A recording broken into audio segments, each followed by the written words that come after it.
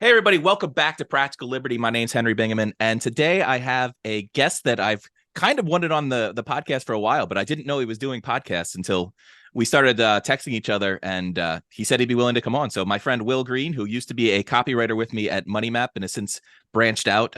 Will, thanks for coming on. Oh, no, thanks for having me. Happy to be here. So we've known each other for, probably a decade now. Yeah, In the copywriting world, but I don't know kind of how you got started. I don't think we ever had that conversation. Can you kind of give me the Will Green origin story? sure. So I was working at a little actual book publishing house in right outside of Charleston, and I was doing their marketing and stuff. And this is gonna shock you to learn, but publishing art books for tourists is not a high margin industry. You don't make a lot of money. So I had two kids at the time, and there was just absolutely nowhere to go where I was, right? Like it wasn't going to do anything. So I started sort of knocking around on the internet and looking for things. And I went to the Agora website. Stansberry had a job posting for a junior copywriter. And I knew what copy was because in college years before that, I'd done the AWAI copywriting course. I'd done the first 3 lessons, said, "Oh yeah, okay, I understand this, got it," and then returned it because I didn't have any money and I wanted to buy beer. But I did that. I took the job. So interviewed, took the job, took a massive pay cut from where I was to go and be a junior copywriter at Stansberry. Back in the days before recent times where we paid junior copywriters $60,000, I started with $35,000 salary. And I was living off savings. Like literally my pay there did not cover rent. I moved before my family moved. We were living out of savings and out of stuff like that for months. And I put in 80 hours a week, burning to copy, learning copy, doing stuff there. Got to work with some super talented people. Got to work with, I don't know if you remember this, but the iFrig method webinar that they did 2013-ish, right? Late 2012, 2013. It did $10 million in sales its first night, and then went on to do like $20 million in the post campaign. It was absolutely huge. And I was the junior writer working under a senior writer on that. And after that, they said, "Will, do you want to just do webinars? We want to do one a month." And I spent the next year cranking out webinars, and that's sort of how I got started. The very boring, there was a job posting story. It's kind of the best way to learn is you just have to get in the trenches and write a ton. There's I love all the copy courses. Like I remember I took AWAIs. I mean, I took it. My dad gave it to me because he used to work in a supplement company, and he bought that course to try and sell more supplements through the mail, and then ended up never really using the course. So he's like, "Hey, you have a degree in writing. Do you want this? Maybe this is a way you could make money." And it's one of those. Mark Ford ended up being or Michael Masterson ended up being one of my first mentors, like teaching me copy. But that book I love AWAI, but that's not the best copy course in the world. But it introduced so many people to the idea of copy. It did. I love and hate them forever for the number of people they introduced to this industry, because some of my best friends like you, I never would have met without AWAI. But at the same time, like they told so many people, like, all you have to do is learn this skill, and then you're going to work 4 hours a day from the beach, which has resulted in so many lazy, useless people applying for copywriting jobs. And they're like, you can make $1 million a year from beach. I'm like, I've made $1 million as a copywriter, and I worked 80 hours a week. So no, you can't. To get to 7 figures as a copywriter, it takes. So what do you think it actually does take? Because I have my opinion, but there's, I don't know if you know Justin Goff, but he posted this on Facebook a couple of years ago. He's like, how many copywriters are actually making 7 figures, and what does it take? So I think it takes three huge things. First, you've got to get past the formula nonsense to first principles, to actual human psychology. What does it take to motivate people, and what are we doing in copywriting, right? So people tell you stuff like copywriting salesmanship in print, which is the dumbest answer in the world. If you say that, you don't understand what you're doing, because it sounds clever, but it doesn't tell you what you're doing. Like, you don't know what you're doing. What is sales? It just moves the question to what is salesmanship, Yeah. which is absolute nonsense. So you've got to have that core understanding of psychology and what you're doing and what makes a good offer. Then you've got to be willing to work harder than everybody else, right? Because I've told lots of people this, and I said this at an event for junior copywriters one time, and I don't remember who it was. It wasn't AWAIs, but I was on the stage, and I was like, okay, raise your hand if you want a client that's going to pay you $1 million a year. And by the way, successful copywriters are also on stage. You can raise your hand too. And then everyone raised their hands. I said, okay, now if you haven't made $1 million a year as a copywriter, put your hand down. And me and one other guy left our hands up. And I'm like, we are your competition.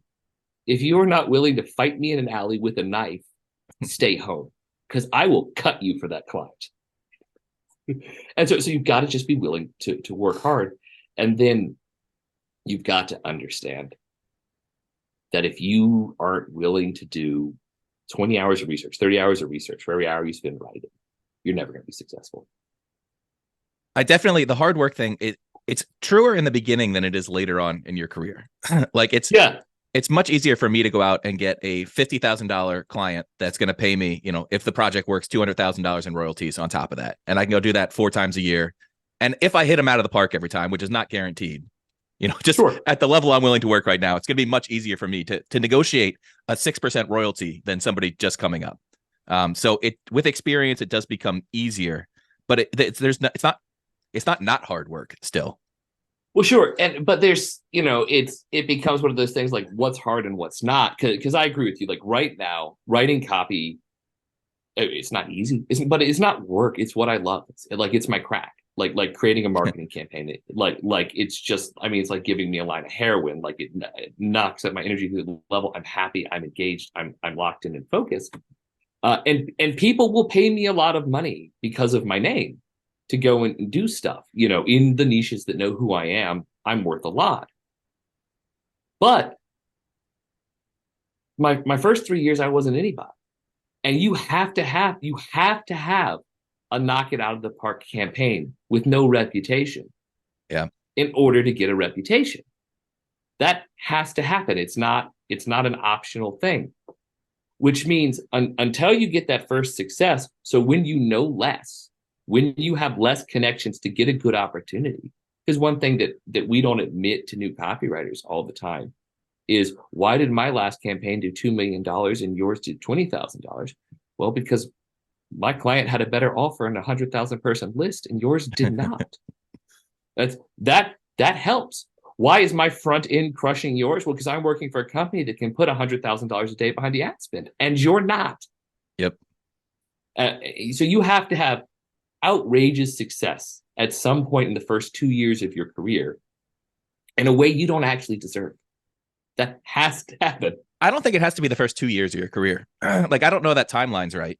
So I had most of my initial stuff flopped. The sales letter stuff, like, I hacked it the first 2 years, I would say, on pretty much content writing. And I got some sales letters here and there, but like, I was doing the online marketing for the Show, Herschel Gordon Lewis's movie. I was doing the 2-minute guru for AWAI's Wealthy Web Writer series, which was like tech tips, which was, I was 22 or whatever. It was sure. So I was making $300 a video, writing articles for $100, just howling it together, and then writing sales letters in my spare time. My first real success was, it's my first $1 million sales letter I did when I was, I don't know, 2.5 years in, but it took 1.5 years to get to $1 million. It was just a front end that kept on chugging. And that was personally copy chiefed by Mark Ford, which is why I got there in the first place. Like, I found a couple really good ideas, and then he helped me craft the copy to what it was. But my first real success was not till, I think, Money Map, when I did the $1 million in a day on the Living Metal promo. I think that was my first real big, like, oh, this dude can write, because nobody expected. They launched that to a subset of their list. I was just, I had almost been fired because my last project didn't work. The Super Dividends promo I did, which was my first like on retainer promo for them. Dividends. And then I did $1 million on the initial launch, and it just went crazy. And then I started getting, I think one of the things that people don't talk about is a lot of success in copywriting is project selection. Oh, absolutely. You get to pick the guru you want to work with and the project you want to write instead of taking an assignment. It's going to be a lot better for you. Yeah. Yeah. And the timeline might be wrong, but one, and I'm going to be a horrible, snotty person. Like, I'm probably not counting the time you spent as like a content writer, because that is writing copy. Like, I think that got you to the door, because I don't count the time I was a marketing director, like in my timeline for copy. But I had an established career in marketing before I ever switched to copy. Okay. And that, right. So right. If you're looking at it and you want to go from like the day you were like, I'm going to sell stuff to people, then maybe it's 5 years or whatever it is. But I will say this, I think the faster you make that splash, and the splash doesn't have to be a promo that's an outrageous success. That's where I think I said the wrong thing. You have to do something that's interesting enough that you catch the eye of somebody that can open up the store. Right? Because you said you got that promo that got there, and that you did with Mark Ford, and it got to 1 million after a year. Well, then you had a 7-figure promo, which is a game changer for your resume. And if you got that because you're working with Mark, you did something that got Mark's attention, because there are a whole lot of people that want to work with Mark. Oh, I worked my butt off for him on that show stuff. Like, I just did everything he wanted for not much money. Like, for almost nothing. I worked full time for him to get everything he needed for that video, which, by the way, that's one of the worst movies I've ever seen in my life. But he wanted to be a producer, and it was his pet project. So, like, I think just the fact that I was willing to work and do anything is what got me in the door with him. Right. I mean, that's what I said. You just got to be willing to work hard, right? Like, that's where it is. And if you do that, you'll catch someone's attention, because you got to. There's luck in it, right? You got to catch the attention of the right person that can do the right thing. Like, a job popped up and I applied for it, and I got to work with people that were incredibly good at what they did, and I got to be the junior writer on a project that was stupidly successful. I mean, just like outrageously, unrealistically successful. That did I contribute huge amounts to that project? No, I worked my butt off, and I think I did a good job doing the things I was told to do. But I didn't like go, guys, you know what? Webinars, that's our next thing. like I didn't bring that to the table. But it was successful. I was involved, so that got back on me, and that let me be the top name writer on the next webinar. And when that did a couple million, I had a couple million under my belt, just as me. And so being aware of that like when that opportunity is knocking, when you can go in and work your butt off to get the attention of the right person, to be in the right place, so that this project means you catch your next big project. Because what it takes to get the clients, get the things, is if you've got a 7-figure, 8-figure promo under your belt, and you're reasonably young, it hasn't taken you 30 years to get there, people are going to notice, and they're going to want to work with you, because people like money. So the age component's an interesting question. We both know some older writers who are very successful, but most of the people that had their careers take off, I would say, started fairly young in copy. Is there some prejudice there, or is that just time on the job, essentially? I think I do think prejudice goes into it, like ageism exists. So probably there's some, but more than that, like, copy is such a weird hack your way into it field. Like, no two people got into this the same way. That, like, if you're going and you started at 22 and you haven't had your first major success by 27, you probably suck. It's probably true. So older than that, like, whatever. And then if you started older, with a couple of exceptions, and the people we know are the exceptions, like, the odds that you were at 40 and you were, here's what I'm saying. If you're a good copywriter, and if you have what it takes to be a good copywriter, you were probably pretty successful in your previous career, because you have good sales instinct. You've got a base level understanding of things, to enough that if you're, whatever you're doing, sales, you're running in the business, you probably provided value. You probably got a decent salary. So if you were there and you're 45 and you've worked into a thing, and you've got an instinct for sales, which I think all good copywriters have, then you're going to have a decent income. And then to go from 45, where let's say you're making what, like $150,000 a year, and you're like, you know what? I'm going to make nothing next year.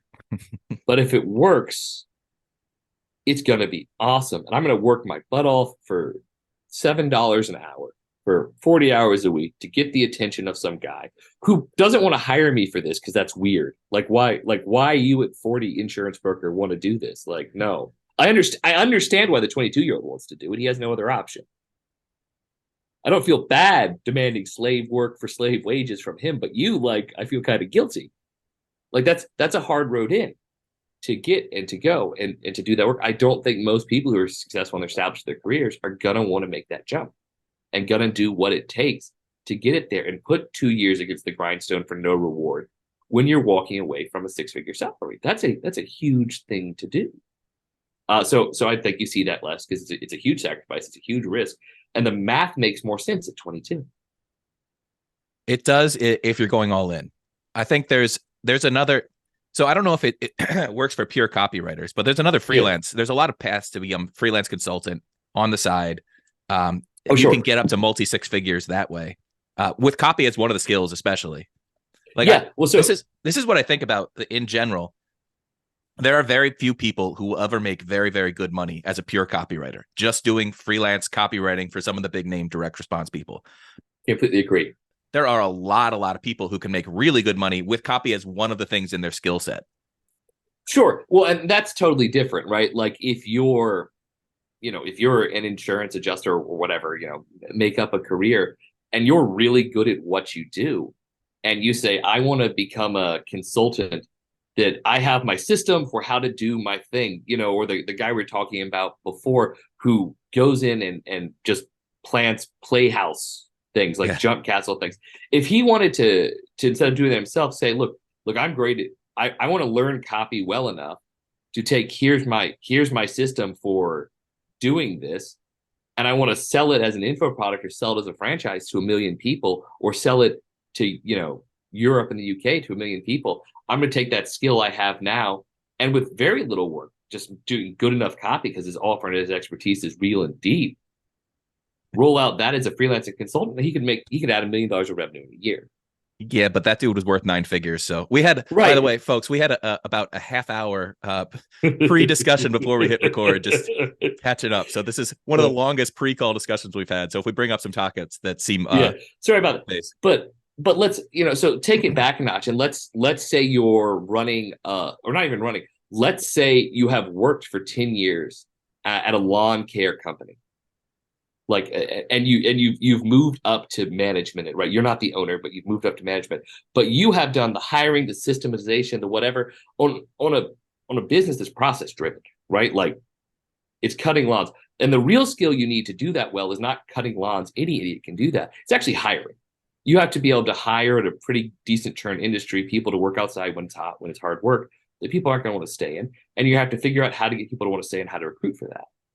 Because also the marketing for lawn care is not that hard. No, it's not, because everyone hates their lawn guy because it's hard work and people don't show up. So everyone is always looking. So he misses that giant patch in the back for no reason every time. Right. I literally in front of my, I pay $100 a month, and I will say this, that I have two what are they called? Those boxwoods in front of my house, right? There's things, and one of them is 6 inches taller than the other. Like my front walk goes between them, and one of them is 6 inches taller than the other. And every time my lawn guy is there, I'm like, do you see this? Do you see this? All I'm asking is that either this one gets taller or this one gets shorter. I don't care which way it happens, but I want them the same. I don't think that's too much to ask. So everyone has frustrations with that. If you're good at that and you get good at copy, you could either launch your own lawn business and move to big or bigger than your other guy because you already know how to do it instantly, or you could launch one, grow your one from 0 to $200,000 a year in revenue, which is not that hard if you're in anything like the normal metro, in your first year. And then you turn around and you have the systems, you have all that, that you record 10 videos explaining how to do it. and you launch a sales page saying, do you want to have your own lawn business? I've done this. I've done it for 20 years. I just launched my own. I got to multiple six figures year one. And for just $2,000, I'll show you how to do the same thing. And I guarantee you that if you actually do all the steps, it's a 90-day program, and you don't have clients doing at least $10,000 a month at the end, I'll give you your money back.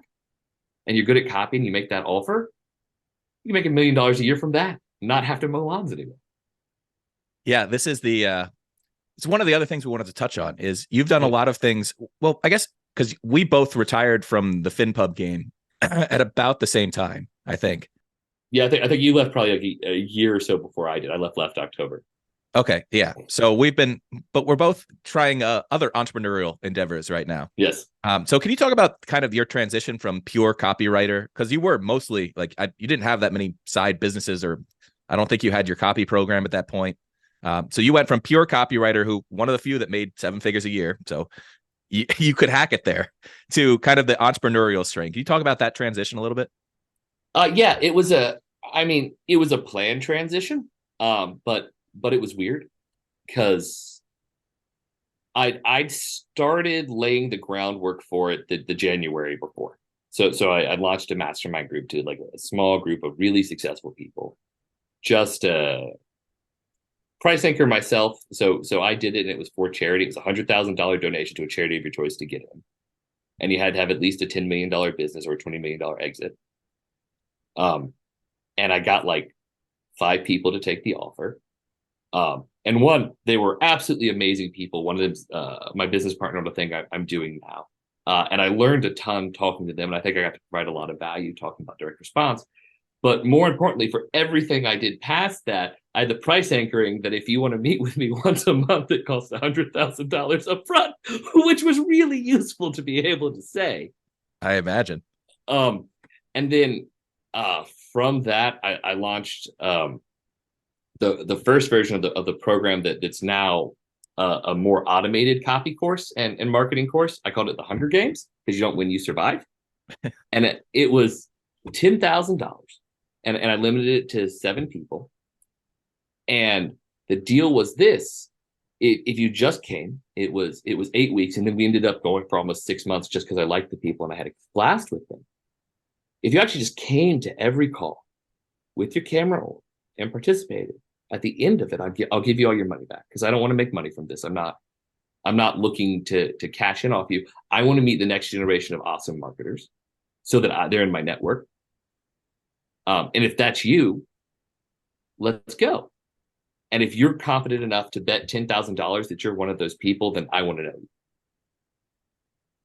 you. If you're willing to do that. And I had a bunch of people go in. And it was awesome. It was amazing. And that had the same thing. That offer was so good that, it was sort of the Hormozi style no-brainer offer, because I can say, look, I stopped counting at 500 million, but I have a lot of sales in direct response. And if you want to learn how to do this, you should maybe talk to me. And I got people in, and they've went on. I'm not going to name drop stuff because I don't want to call anyone out. I don't have public thing, but like, everyone who was in that program has gone on to work deeply with companies doing at least $20 million a year. One of them got a chief marketing officer job that came with an equity offer. Another got a chief marketing officer job at the dream company for someone doing direct response right now. I'll tell you who it is afterwards. Another one is running their own email deliverability platform, and they have worked with some of the biggest name. Their average client has like 500,000 person email list. And they've all gone on and been massively successful. And I get to claim their success. I'll tell more once I've got their actual written permission to drop their names in marketing. But it was a very planned transition where I wanted to start with as high level people as possible, because I think if you're launching a company, and if you're planning to not be the copywriter solely, but to be the owner and the CEO, you really have one job. And your job is to create social proof that your shit works. That's it. If you like, don't worry about hiring the right person. Don't worry about your sales letter. Don't worry about it. Worry about, how do I prove the thing I'm selling works? Yeah, that demonstration is always enormously valuable to a business. It's if Right. you testimonials are it's one of the things unfortunately I'm a little weak at collecting. I just don't like asking people for testimonials, but I've gotten people that have, you know, high 5-figure 3-month contracts, 6-figure Yeah. careers already from my freelancing course that I just haven't gotten testimonials from yet. You're right. But the proof is everything in Yeah. selling. Like if you could just literally list testimonials of people's results, you don't need a sales page after that. Like, I mean, you do a little bit, but at the same Well, time, it does all well, the heavy lifting. you do. And I'm about to do something that's really dumb, which is make it so you don't have to buy my course that I have coming out in a month. But I have a definition of copywriting. And I think every great copywriter does. And what copywriting is the scripted transfer of belief in a promise. I make at the beginning of my sales letter, either explicitly in the headline, discover how to make the extra $300 million in the next 30 minutes, or implicitly through the story I tell, I promise you a result. And all that copy does is take my belief that that promise is true, and through the course of 20 or 30 minutes, turn it into your belief that that promise is true. And then present you with the next step to realize the result if you believe the promise. That's all we do. Everything we do is that. Period. That's it. And anyone who says it's more complicated than that is wrong. It's not easy, but it's no more complicated. You make the right promise. You prove that they can have it, and then you tell them how to get it. That is what we do. And the only way to ever lose a sale is either to make the wrong promise, to fail to prove that it's true, or to ask them for more than they can afford to get it. Because if they want it, they believe it, and they can afford it, they buy. Yeah, Period. you're not directing desire. You're just harnessing it. Right. Or you're not creating desire, I should say. You're just harnessing it.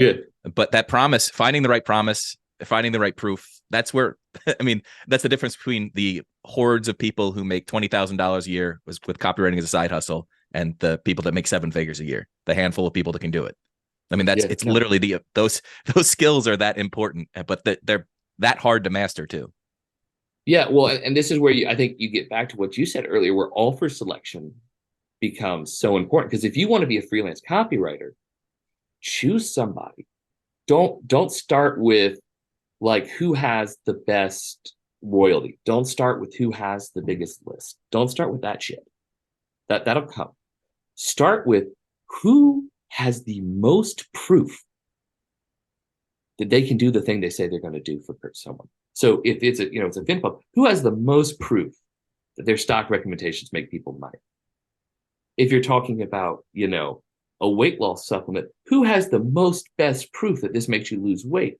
Who's got the story of the kid who, had their disease cured for whatever alternative medicine thing it is that you can say and copy? Who has the best proof that they are not utilizing well? Find that person because you can blow it up for them. Yeah, those are the easy wins. There's so many people out there that don't exactly understand what they have. That could be so much bigger with the right strategy. Yeah. But then there's so many people that are afraid to make the big promise. I've seen Get this. over it. I know. I've seen it. Even some of my friends in the copywriting world, they have these amazing stories from their businesses, and they're afraid to make the big promises. They just, no, we soft pedal. That's not our audience. Our audience doesn't like that hype, that big. No, man. Everybody wants the big promise. Yeah. Right. But I don't want to be aggressive. I don't want to be in your face. I was like, just do it. It'll work for you. And if you're genuine about it, if you actually care about your customers and actually believe what you're saying, the big promise works. By backing off of it, you're just saying, I don't really believe what I'm telling you. Or that's how it comes across. Yeah, absolutely. If you're moderate and you add in provisos, then people just think you're not competent and you don't believe. You make the biggest promise you are legally allowed to make. Right. The only thing that has ever caused me to scale back a promise was a lawyer sitting down with me and explaining in great detail how if we say this, we will be sued tomorrow. That is the only thing that has ever scaled back a promise I made. And we've had many of those conversations with lawyers. Many of them. And I've won a few of them. But you want to push it. You don't want to be disingenuous, and you don't want to promise a result that people can't get. I'm not saying that, But because you need to believe your promise. It is the scripted transfer of beliefs, not the creation of belief. If you don't believe the promise, don't sell it. Yep. But if you believe the promise, if you go, someone does this and it changes their life. Someone does this, it cures their back pain. Someone does this, it makes them $1 million. Someone does it, it repairs their relationship with their wife or their daughter or their dad or whatever. You believe that. Then you have an obligation to get as many people as possible to do that thing which is good for them. And if you don't think it's good for them, don't sell the product, because don't be an asshole. Don't ask people's money for something that doesn't work. I tell people all the time, the only difference between a con man and a priest is a priest believes what he's selling. It's the same product. One of them just believes it's real. And some priests are con men because they don't believe right. it. Exactly. Right. Then that's a con man. That's what it is. And one of those group of people sleep well at night and the other doesn't. But some of those people are sociopaths, and the con men sleep fine at night because they literally don't care at all. I mean, it's funny, but it's true. There's a group of sociopaths out there, or I don't want to be too, I don't know how to say this. There's some people with certain mental outlooks on life that are very numbers oriented, and they literally look at copy as a numbers game. It's like, what do I have to say to make people buy? Not what do I believe? And that's how in the financial world, we started getting people promising like 1,000,000% gains on this stock within the next year. And it's like, nobody believes that's possible, except the people that are so new to investing, that they're willing to believe their greed more than logic. 1,000,000% gain is just, it doesn't happen. I don't even think there's cryptos out there that have 1,000,000% gains in a year. Right. No, I don't think there are either. And it goes, but that works until it doesn't, right? Because here's the thing, people that come in on that promise, like how many of them bought a high ticket back in?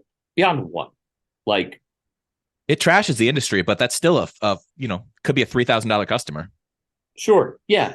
And then you get the FTC in on you 2 years later, and the whole industry tanks because we have new regulatory burdens, and we do because people did that. Yeah. That make working for the rest of ever much harder. And it's also, I don't know if you've ever sat in a deposition. I have. It's not fun. Like having the FTC say, "Hi, could you appear in court, please? We'd like to talk to you about these words you wrote," is really a horrible day. I have never crossed a line. It's never been one of my promos that the FTC complained about. When those Agora things were happening, it was never mine. I always stayed on the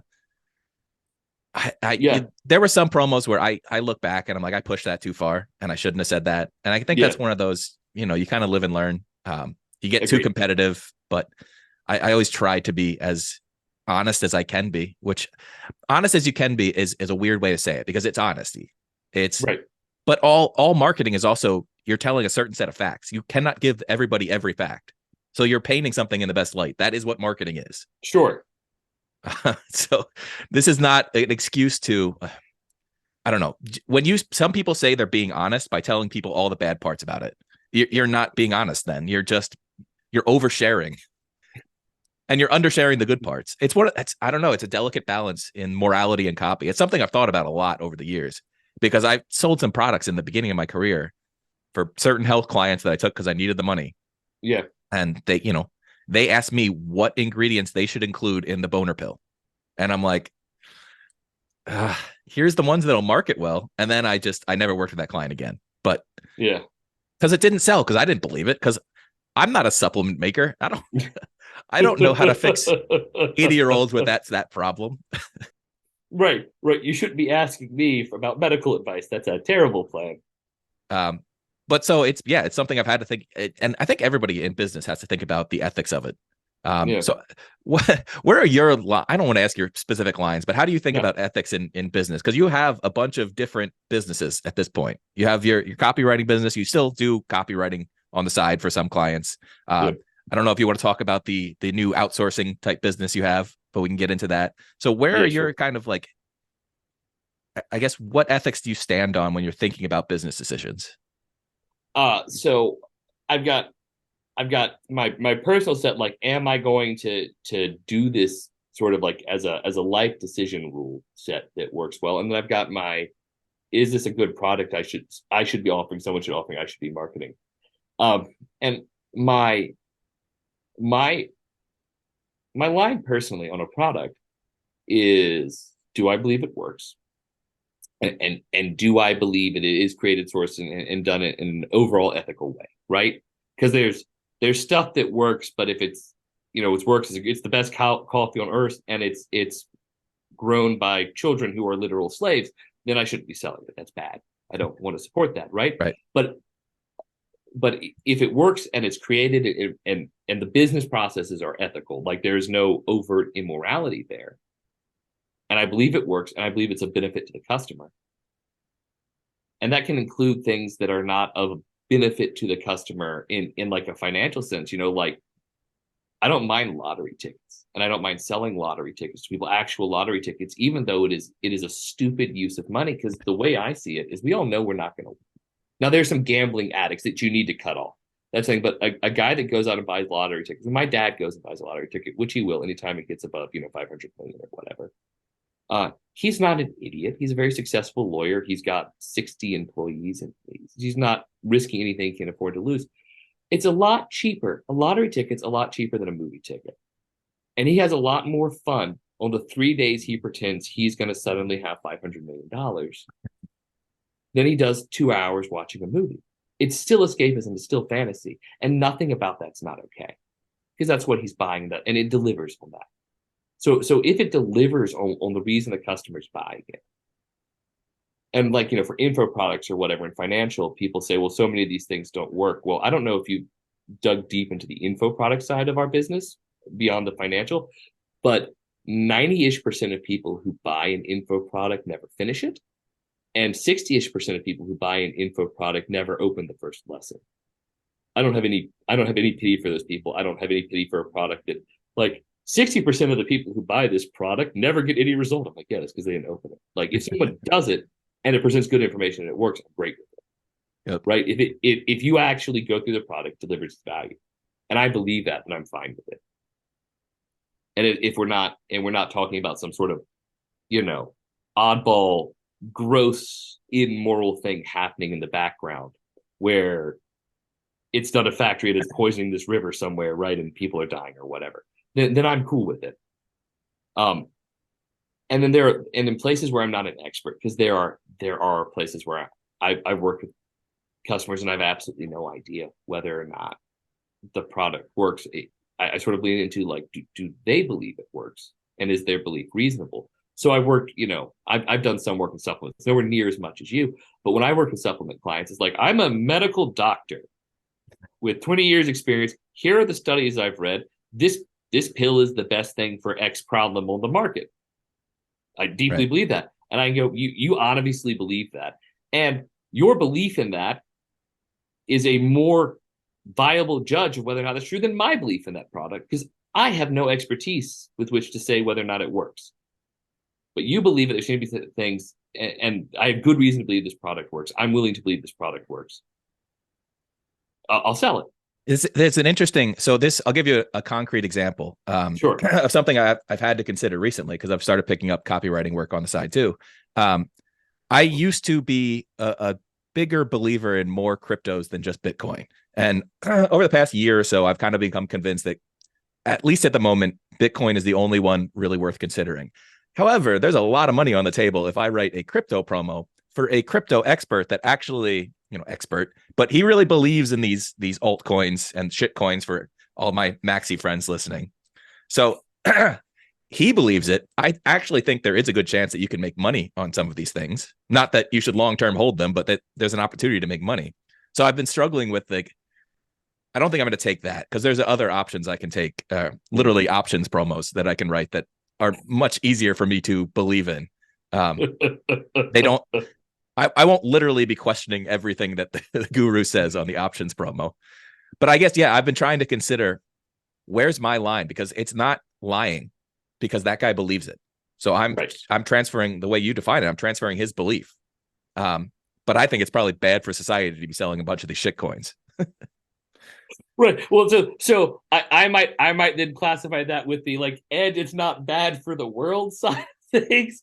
But also, like it depends on your expert too, because he believes it, but is his belief a reasonable judge of whether or not that's true, right? Is he an actual expert who understands what he's talking about? He's an expert who's made a lot of money on shit coins.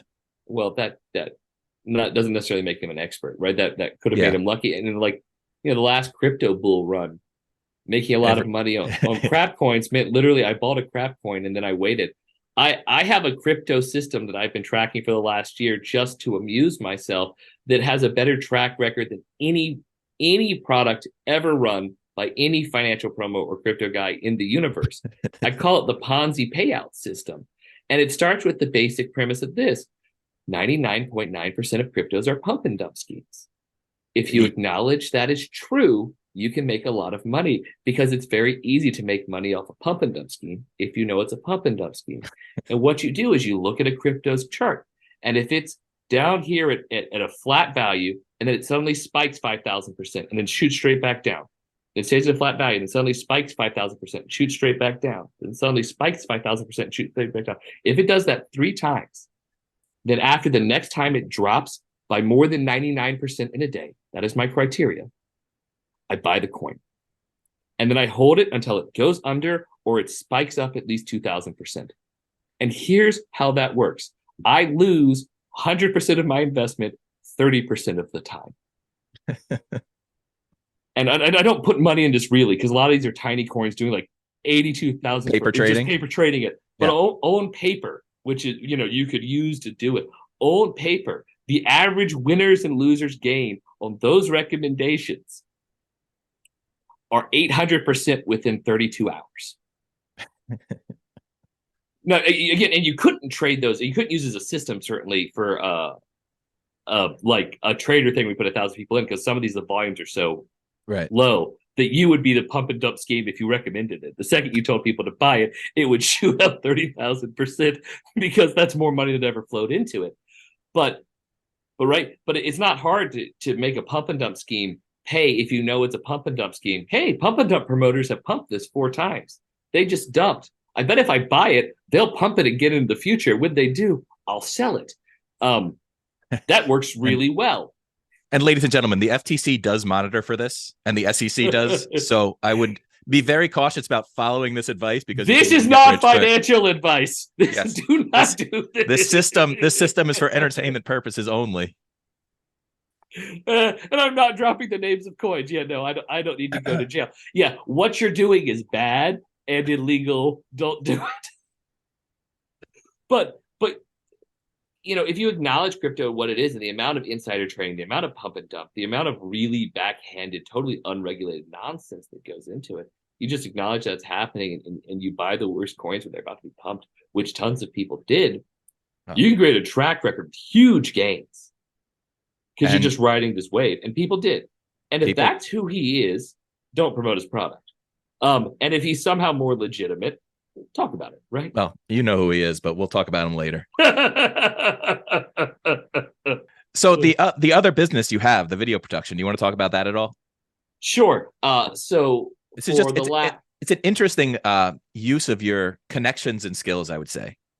That's why I wanted to bring it up. Yeah. So and we can talk about how the whole thing. So like I said, January of last year, so January of 2022, I started my mastermind group at $100,000 to get in donation to charity. One of the guys who joined that has a huge business. He's from the UK, and he's Pakistani immigrant. So his father he's a second generation citizen in the UK. His father's from Pakistan. He grew up going back and forth between the two. He's vertically integrated e-com, and that means he sells stuff on Amazon, and he owns factories in Pakistan. And all of the dropship courses that say all you need to do is find a popular thing on Amazon and then figure out how to buy it cheaper and sell it cheaper, and you'll make tons of money. Turns out that works really, really well if you own 8 factories in Pakistan, and you could just be like, this is what we're making today, guys. It turns out that's a very good business model. So he was in my mastermind group and we talked, and I like him a lot. He's a great person. I knew that anybody that give $100,000 to charity on the promise of some guy on the internet maybe talked, it was really just giving $100,000 to charity. So they're probably a good person. Or they need the tax write-off. Or they need a tax write-off. I don't care. They have super successful businesses and they can afford it. I still want them in my network. But he has the point there is he has on the ground talent. He can run huge teams of people in Pakistan. And we were talking over the last year, and one thing he brought up that he was like, I could turn one of my factories into a office building, and I could replace sewing machines with computers. And I could train people to use this product called Microsoft Dynamic, which is Microsoft's coding language, their proprietary coding language, that if you're a major business, and my understanding of this part is super high level. So if I'm saying something wrong, it is not that his business is not correct. It's something that I don't understand it here. But like if you're switching to like Microsoft Office for, a business or 365, whatever they call it, their industrial email product, and you've got 300 employees and you're also on Salesforce, and you need Salesforce and Office to play together seamlessly because people are going to respond to customers in both, then you need to have someone who knows Dynamic go in and code all your stuff together to make those two things work specifically for your problem. So all of your custom fields, all of your stuff, all of your customer data, and your message histories that already exist sync and go and do correctly. And so it's a very specialized skill. But it's actually very easy to train for, right? Like once you learn the code, once you're a programmer with 2 years experience, you learn the coding language. Then it's just grunt work. It's terrible. But if you're paying for that in the UK or the US at UK-US rates, it's like $3,000 or $4,000 a day for a programming team to do that, because it's a specialized niche skill, and you have to pay someone a real computer programmer rate.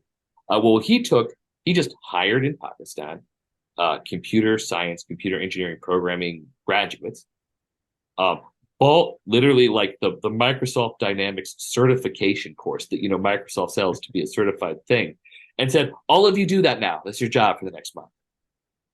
And then he went to companies that were doing these migrations because the market's there. And he said, if you're doing one of these migrations, I have instead of $3,000 a day for one guy to do this, and he's going to take a day, I will give you a team of 3 people doing this for like $500 a day. Would you like that instead? And he gets a yes a lot of the time to that thing. And each one of those people, not because he's a terrible person, but because of just a wage arbitrage, he pays well above local average wage, but he's paying about $150 a month in salary per person. So one client one day covers the cost of a pod for a month, and that's a very good business for him, right? And he came to the mastermind group, and he was like, "How do I expand this beyond this niche? Because there's no amount of marketing I can do that creates a bigger market for me for Microsoft Dynamics, right? X number of companies need it. I can cold outreach every one of them. I have. So how do I make more money from this? And here's what I have. I have a building I've just converted into an academy to train people in any skill that you know how to do or someone else knows how to do. This processizable. I have an infinite labor pool of people with 2 years experience because there are not jobs. And I literally can go, and I have the connection with other people to go to every actual university, not like fly by anything, but like actual university, and say, look, if you've got computer science graduates with 2 years experience, postgraduate, just send this to your alumni list because they need jobs. And they're happy to do it because, of course, they want to get their alumni jobs. Like it's a guaranteed job with Western pay. So what should we do? And we spent a long, long time talking about what we should do. And one thing that's really hard to get done well anywhere in the world is the post-production on a video sales letter. So the high quality, high production videos that Agora makes, that Grant Cardone makes, that people who really want to sell online make. Because even if you get a graphic designer and a video editor and a producer who's got years of experience in the US, cinematic experience, they simply don't know what we need in a direct response video. It's a totally different game with a different goal. I need to move belief to a person and move them to a sale. And that takes a really specific skill set that even if you're training in the US and hiring in the US, is months of training to get done right. I mean, Henry and I have both done it, where we've literally sat down and been like, every graphic here is wrong. Let me show you what you need to do. This is what I need. This is what I need. This is what I need. Well, so I created a training program for graphic designers and video editors that come into our academy with 2 years experience. And they sit down, they go through 2 months on really detailed breakdowns of like every sales video I've written, every sales video I like, the kinds of graphics we need, the kind of stuff we do, to teach them how to do all the post-production work in graphic design on ultra high quality video sales letters. And because of the wage arbitrage, a video editor in the US is like $70,000 a year, roughly. A graphic designer is like $50,000 a year. A good producer that's going to work on the other stuff is like $50,000 to $60,000 a year. Those are the salaries you pay. And if you hire them for multiple years, they're at six figures before you know it. Right, absolutely. You have to keep giving people cost of living and yeah, raises. exactly. Right. Their raises go up, and you're training them on a more and more specialized skill because so they become harder and harder to replace. So they have a lot of leverage. Right. Whereas doing this, we go through and in our academy, we literally train them very specifically on this very specific style of video production with actual feedback that's going through. And it started with me doing the feedback on our first academy class. And now our best video teams go in and teach in the academy with real feedback. So I've been able to step out of that, but we have that happen. And now I place video teams, full-time video teams with direct response companies. So anybody that's got an info product or, not necessarily info, but an info-based product, because I like them, they're high margin. I haven't done yourself yet. I'd love to, but I just haven't. But you've got a high margin product that you sell direct to customer and you're already using VSL or you want to use VSL. If you're already using VSL, I can cut your salary costs on production by about 90%. Post-production, I should say. You still have to film it. But your post-production costs at about 90% at the same or better quality than you're getting now. And if you're not doing it and you want to, then my teams literally just churn out high production quality, high conversion videos for pennies on the dollar of what it costs in the US. And it's fun. It's the first business I've ever done. And I won't show the screenshot. I'll show this with you, the conversation I had with one of my first clients later. When I was thinking about doing this, I was actually talking to him. I said, so here's what I want to charge per month. My problem with that is I have a huge setup cost on teams. Because I got to buy them a full computer. I got to train them for 2 months. And I have a partner that's absorbing a bunch of that, but it's still a huge setup cost for us on teams. It's a time-intensive process. And then I'm selling at a discount. So here's what I'm offering. Here's the whole load of my offer. You'll get the team doing this. You get 2 months of deep dive consulting with me where I work through and copy chief through and act as a executive producer on your first VSL. So that you learn to work with the team. You get an awesome high quality product. You learn everything you need to do to make this successful. And then you get a team and you get the team forever. The team costs just under $3,000 a month, which is a ridiculous bargain because the cost of that team per year, if you were paying US salaries, about $257,000 a year, and you're going to get it for $36,000. So bargain's insane. And I said, I'm thinking about doing this, and I'm thinking about charging a one-time premium onboarding fee of $10,000. And he said, if you make it $20,000, I will be your first client. And I went, cool. So I'm doing this now. Well, I mean, it makes sense. It's less than you charge them for a sales letter, and they're getting a directing, and they're getting. I mean, it's a third of what I charge for a sales letter. I'm not charging a royalty on it, and it's in line, honestly, with what, maybe even a little cheaper than what somebody doing that exact same job of work with the title like producer might charge to do that run of work. So it's a great deal, but also, if we're being honest, it's not super time intensive for me because I already did the work of my whole onboarding process to bring someone online exists as a workflow. And it's way easier, once that workflow is created, it's way easier to run 4 people through it. And so this is what you do. And no, there's no deviation. Like day one, we're going to create your start with brand colors. And then we're going to start like that's day one. What colors do you like? Yeah. And so the end of week 1, we turn around back and it's a 50-page PDF. And we're like, here is your visual Bible. Do you dislike anything in it? Because these are the fonts and colors and graphic styles we're using. And if you dislike that, tell me now. And if you want a new one, we can just make another one. Like, we don't care. It's your team. You can have them do this as many times as you want. But it'll take a week and we roll. And so it's a good deal. But for me, it's a systematizable process where I can provide a huge level of quality at a reasonable use of my time. So every client, and I limit it to 4 new clients a month.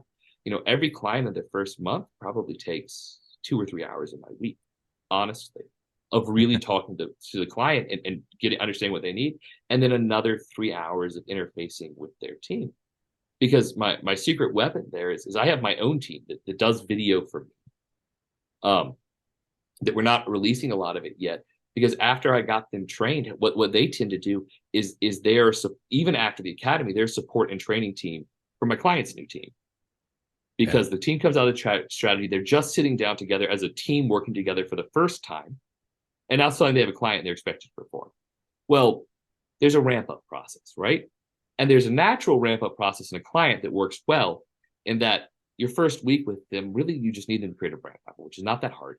It's not that many steps. It's a known process. So as they're learning to work together, they have a limited workflow, but there's still stuff that has to be done at high quality. So if they actually have trouble with it, even after the academy, my team is right there at no extra cost to the client, who has done this 30 times now for me, to say, for them to go, I don't understand exactly what I'm supposed to be doing here, or this is not what I want, or the client just asked for this and I don't understand.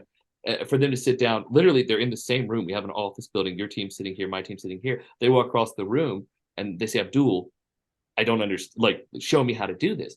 And my team might end up doing a substantial portion of the work on the first 2 or 3 BSLs as that team learns. So the client is still investing long-term in a highly skilled team that knows exactly their brand guidelines and can do exactly what they want, but they're not paying for that learning curve. They have another team sitting there catching the work to deliver high quality from day one. And really, again, I don't sell this to clients as a sales point, but really they get that quality work. And in most of the time, the real world, why I can only limit it to 4 clients, because how much work can my pod take, right, is in that first month as you're going through. My pod of much more experienced people is going to be holding your pod's hand to make sure they do everything right. So even after training, they get the on-the-job experience. With, in that first month, it's a lot, and then the second month, it's substantial, but a lot less. And the third month, it's your pod's really ready to fly, because they do have years of experience. They do have the training. It's just that transition from a training stage to a working stage, and a transition from meet your new 3 team members, and those people learning to work together and form a group and a workflow that's theirs and works. We've got that. But so all that's a long way to say, yeah. So now we sell these video teams. And it goes back to, how did I decide to get into that business? Well, here's my thought process. First of all, I pay my teams 150% average local wage. So they make way better money than they'd make anywhere else. Not because I'm a nice person, but because they have computers, they have air conditioning. Because if they didn't, the computers would overheat.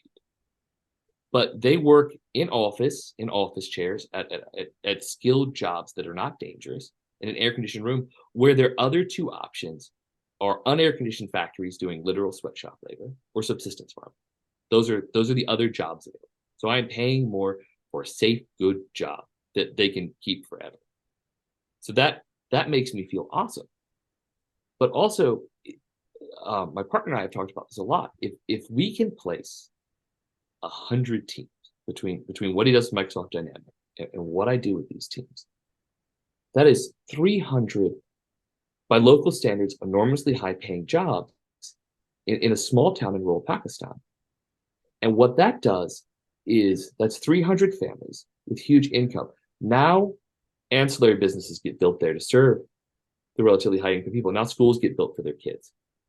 Now restaurants get built for the food. Now stores get built for them to sell stuff. Now services that exist more centrally in Pakistan and the big cities move out there because there's a customer base that can pay for them. And you create a core that can really economically lift up an entire town and change the lives of not the 300 people you employ, and not just the 700 people and their families, but the 10,000 people that live in that town.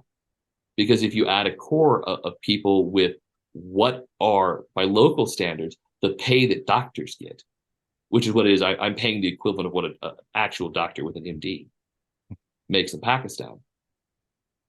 Then we we change their lives and we make the world better. Because lots of people have gone to me and been like, "You're a terrible person. If you would pay $3,000 a month for someone in the U.S. to do one of these jobs, you should pay someone in Pakistan $3,000 a month." I'm like, well, I mean, maybe, but if I like, they couldn't spend it. There's nothing there to spend that much money on. But so it goes. It works because it's a true arbitrage, and they could not possibly get a job that paid this without us. Like we're capitalism for the win over here. I mean, this exactly is what the free market system is about. Yeah. But so that's and we're just ramping up now. We're just taking on sort of our first set of clients. We just had an academy class, drop out 5 more teens. But I'm super excited about it. And this has been 15 hours of my week every week for the past 9 months, getting this to where it is today.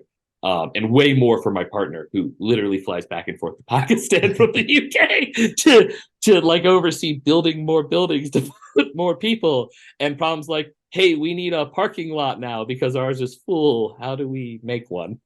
I think one of the skills that gets undervalued with learning copy and writing so much copy is that you figure out ways to solve problems. You have to sit there for a long time and think through problems.